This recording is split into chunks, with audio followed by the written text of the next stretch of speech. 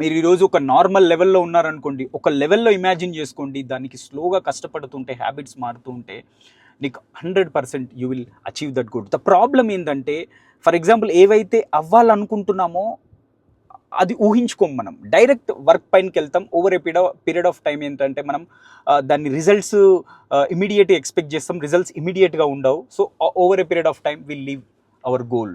So that is very dangerous. దానివల్ల ఏమి achieve లేం. అంటే ఒక పని స్టార్ట్ చేస్తాం, ఇమీడియట్గా రిజల్ట్స్ ఎక్స్పెక్ట్ చేస్తాం, కథం. సో ఇమీడియట్గా రిజల్ట్స్ రావు. సో దీనికి ఆథర్ ఏం చెప్తున్నాడంటే, enjoy your small wins, enjoy your small wins.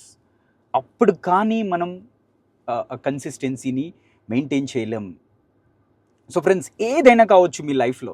ఒక స్టూడెంట్ మీరు ఏదైనా అచీవ్ చేయాలన్నా కూడా, ఒక ప్రిపరేషన్ అవుతున్నప్పుడు, ఒక పెద్ద ఎగ్జామ్కి ప్రిపేర్ అవుతున్నప్పుడు, ఎంజాయ్ యువర్ స్మాల్ విన్స్. ఒక చాప్టర్ చదివినప్పుడు ఆ చాప్టర్ని రిపీట్ చేసుకోండి.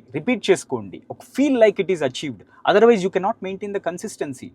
రైట్? మీరు జిమ్కి వెళ్తున్నారు అనుకోండి, feel that okay you're growing. ఏదైనా ఒక థ్రెషోల్డ్ వచ్చినంత వరకు మనకు అవుట్పుట్ కనపడదు. అప్పటి వరకు వెయిట్ చేయాలి.